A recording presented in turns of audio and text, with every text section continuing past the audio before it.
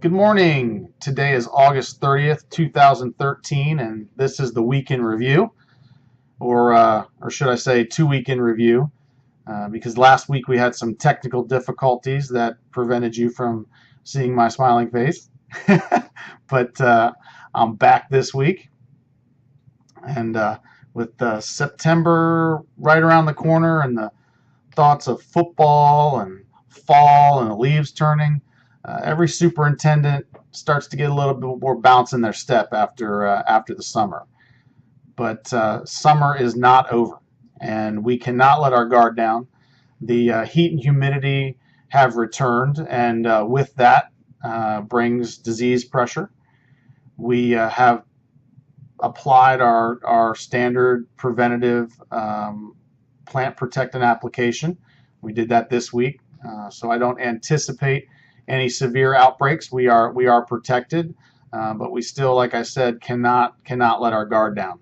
It's not over yet. You get so to speak, to the weather finish line right before the fall, and you can tend to take a deep breath and take a sigh and say, "Oh, we're almost there."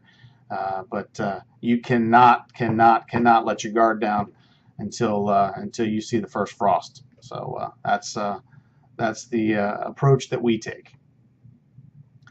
By the time of this post, we'll have completed the seeding and aerification of the roughs and the surrounds on the Blue 9.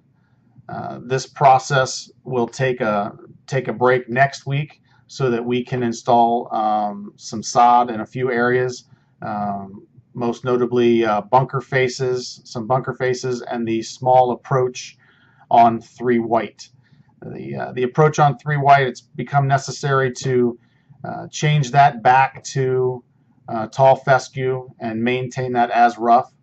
We just can't seem to maintain that and keep that the way that I want to keep that area as ryegrass, and mostly that is due to the fact that during heavy rain events we have overflow from the creek, as it's supposed to do, and it washes up and gets onto that area, and it's just become too difficult to maintain, and it just really isn't necessary.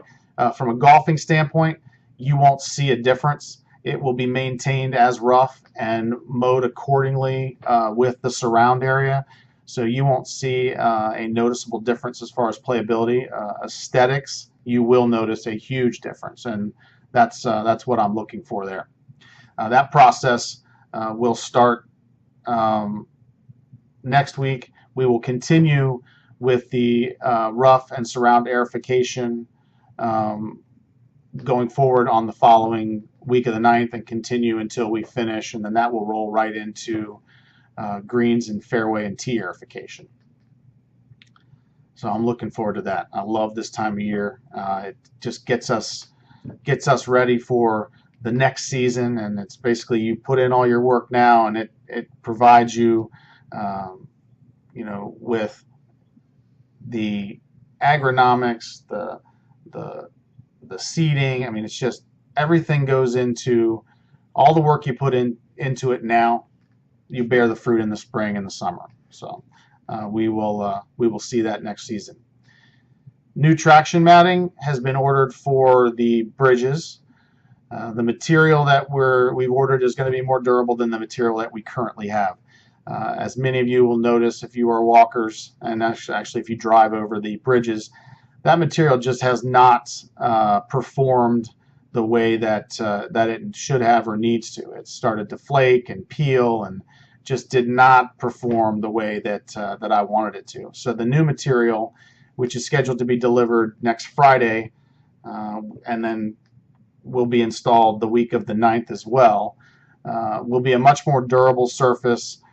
It'll be a 3-foot wide path on each side, and I think that walkers will really appreciate that, and it'll be a much better look for us. So that's all I have for today and this week. As always, I've said before, thanks so much for supporting the blog, and please pass it on to your fellow members, and enjoy the golf course this weekend, and fall is just around the corner. Thanks.